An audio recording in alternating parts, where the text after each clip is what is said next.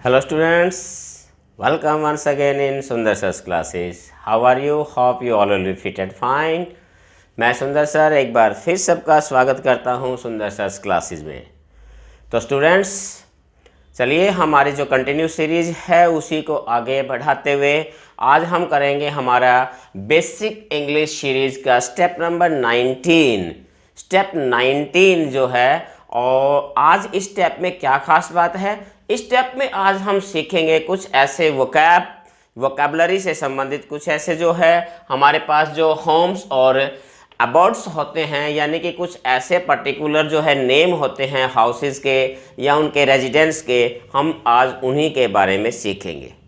तो स्टूडेंट आज के इस लेसन में ये वोकैबुलरी से संबंधित हमारा वीडियो है और इस लेसन में आज मैं आपको सेंटेंसेस नहीं बल्कि एक बार फिर कुछ ऐसी वोकैब जो है मैं आपको बताने जा रहा हूँ कि ये ऐसी वोकैब जो आपके स्पोकन में और आपके रिटन इंग्लिश में आपको काफ़ी फ्लुएंसी प्रदान करती है, आपको अनरिच करती है आपकी वोकैबुलरी को।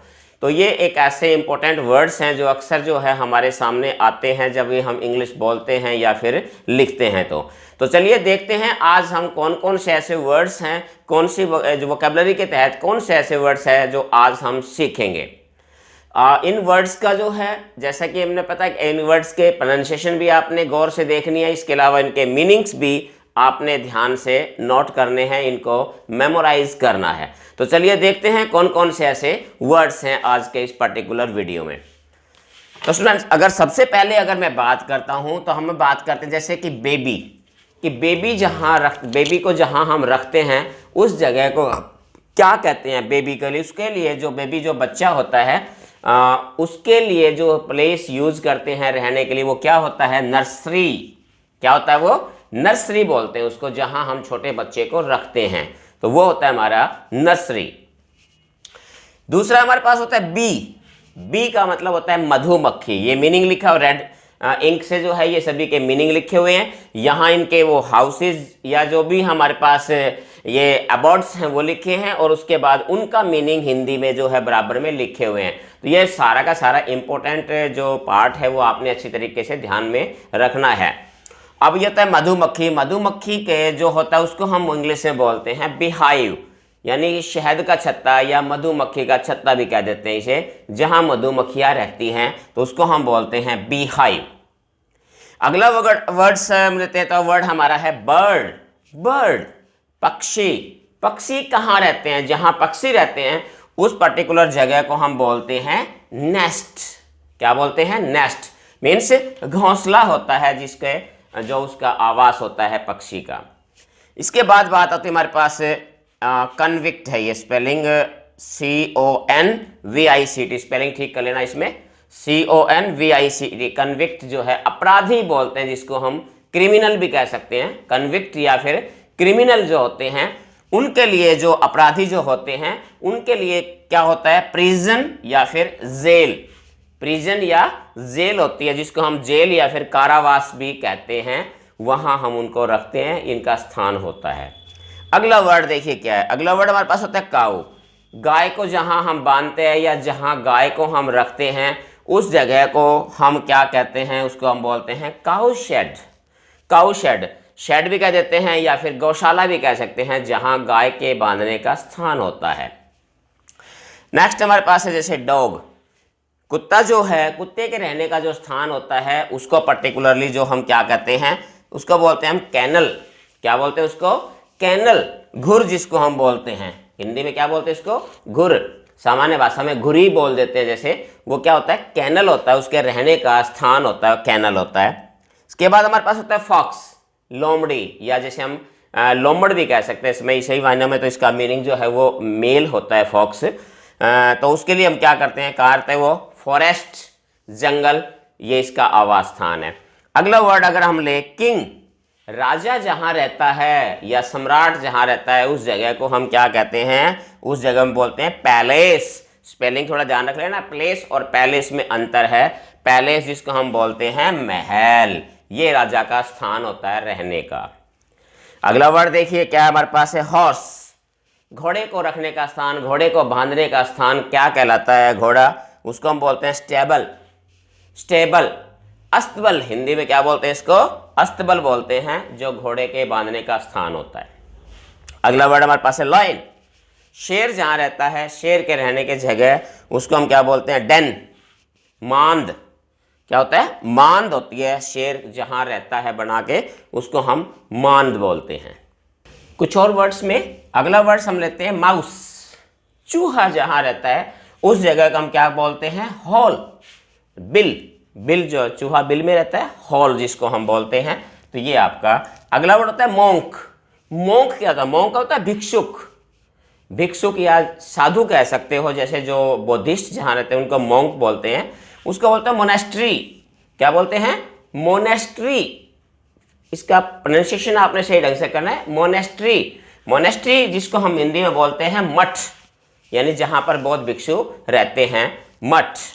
इसके बाद होता है पिग, सुअर। सुअर के रखने का स्थान होता है स्टे। स्टे जिसको हम बोल सकते हैं बाड़ा। बाड़ा बोल देते हैं जहां सुअर को पाला जाता है, रखा जाता है। इसके बाद आता है ऑफिसर। ऑफिसर जहां रहते हैं उनको हम क्या बोलते हैं? क्वार्टर। क्या बोलते हैं? क्वार्टर। बंगला, बंगला जिसको हम बोलते हैं। इसके बाद बारी आती है हमारे पास प्रिजनर। क्या वर्ड है? प्रिजनर, कैदी। जहां कैदियों को हम रखते हैं वो जगह क्या होती है? उसको हम बोलते हैं सेल। क्या बोलते हैं? सेल। काल कोठरी या कोठरी, जेल की जो है कोठरी होती है, सेल बोलते हैं। अलग अलग जो कमरे बने होते हैं जेल में, उनको सेल्स बोलते हैं, जहां कैदियों को रखा जाता है। तो वो होता है हमारे पास कोठरी या फिर सेल। नेक्स्ट है हमारे पास शीप। जहां भेड़ों को रखा जाता है, जहां, तो उसको हम बोलते हैं दो नाम, जैसे पेन, पेन भी बोलते हैं और फोल्ड भी बोलते हैं। हिंदी में इसको बाड़ा बोलते हैं, जहां भेड़ बकरियां रखी जाती है। पेन या फोल्ड होता है जिसको हम बोलते हैं। अगला वर्ड हमारे पास होता है सोल्जर। जहां सैनिक रखे जाते हैं, जहां सैनिक रहते हैं, उस जगह को हम क्या बोलते हैं? बैरक। क्या बोलते हैं? बैरक, छावनी जिसको हम कह सकते हैं, जहां सैनिकों को रखा जाता है या सैनिक जहां पर रहते हैं, तो उस जगह को हम बोलते हैं बैरक। इसके बाद बारी आती है हमारे पास स्पाइडर। स्पाइडर, मकड़ी जो होती है, मकड़ी का जो स्थान होता है जहां रहती है, उसको हम क्या बोलते हैं? वेब। वेब, जाल। मकड़ी जाल बुनती है तो उसको हम वेब बोलते हैं। जाल जो होता है, जाला जिसको हम कह सकते हो, या जाल होता है जिसको हम जहां रहती है मकड़ी, हमेशा वेब में रहती है। और इस प्रकार से जैसे टाइगर, टाइगर भी हिंदी में इसको मांद बोलते हैं, लेकिन इंग्लिश में इसके वर्ड है लायर। लायर जो है, इसकी मांद जहां चित्ते रहते हैं उसकी मांद को हम बोलते हैं लायर। इसको हिंदी में तो मांद ही बोलते हैं, डेन की तरह ही ये भी जो है उसी जगह रहते हैं। तो स्टूडेंट्स, ये कुछ सिलेक्टेड वर्ड्स थे। वैसे तो देखिए ऐसे हमारे पास बहुत सारे वर्ड्स होते हैं, तो सभी वर्ड्स को जो है पॉसिबल नहीं होता। हमने यहाँ मेन मुख्य जो है वर्ड्स लिए हैं, जो कॉमन वर्ड है, जो हमारे सामने अक्सर आते हैं। ऐसे वर्ड्स जो है हमने आज के इस लेसन में लिए हैं, और उम्मीद है कि ये लेसन जो है आप इसको अच्छी तरीके से देखोगे, इसे आप लिखोगे, याद करने की कोशिश करोगे, तो एटलीस्ट ये आपके लगभग 18-20 जितने भी वर्ड्स हैं, कम से कम आपकी वोकैबुलरी के अंदर ये आपके एडिशन हो जाएंगे। आपकी वोकैबुलरी जो है वो आगे बढ़ेगी। तो स्टूडेंट्स, मैंने जैसे आपको शुरू में कहा था, वोकैबुलरी का सबसे बड़ा योगदान होता है। बेसिक इंग्लिश में सबसे जो इम्पोर्टेंट फैक्टर है वही आपका वोकैबुलरी एनरिचमेंट का है। तो इसी पर मैं लगातार जो है मैं आपको बार बार हर वीडियो में, हर लेसन में आपको मैं ये बात कहता हूँ कि वो अपने अपनी वोकैबुलरी को साउंड करना है, क्योंकि सबसे इंपॉर्टेंट जो है फैक्टर इसमें वोकैब है। अगर आपकी वोकैब स्ट्रॉन्ग है, वोकैब आपकी स्ट्रेंथन हो गई है, तो निश्चित तौर पर आप आसानी से इंग्लिश बोल और लिख पा सकते हैं, समझ भी सकते हैं। तो कहने का मतलब क्या है कि इंपॉर्टेंट, सबसे इंपॉर्टेंट फैक्टर हमारे पास जो इंग्लिश का जो है लर्निंग का होता है, वो हमारे पास वोकैब होती है, जो हमने अपनी अनरिच करनी है, स्ट्रेंथन करनी है। तो स्टूडेंट, ये लेसन जो है आपने इस प्रकार से पिछले लेसन की तरह ही वोकैब को भी आपने लर्न करना है, इसका अभ्यास आपने करना है। उम्मीद करता हूँ लेसन आपको ये पसंद आएगा और इससे आप काफ़ी हद तक जो है बेनिफिट भी होंगे, आपके लिए फ़ायदेमंद भी होगा। तो स्टूडेंट्स, आज के इस लेसन में इतना ही। फिर मिलते हैं एक और नए वीडियोज़ में, नए टॉपिक के साथ, कुछ और नई चीज़ों के साथ बहुत जल्दी। स्टेप हमारा 20 और उसके बाद धीरे धीरे हम स्टेप 30 की तरफ बढ़ रहे हैं। तो स्टूडेंट आप पहले की तरह लगातार मेरे साथ बने रहिए। जो स्टूडेंट इस कंप्लीट सीरीज को मेरे साथ जुड़े रहता है, निश्चित तौर पर 30 स्टेप्स के बाद he must be capable of speaking and writing basic English correctly और फ्लुएंटली। तो students, that's all from now. Have a nice day. Thank you.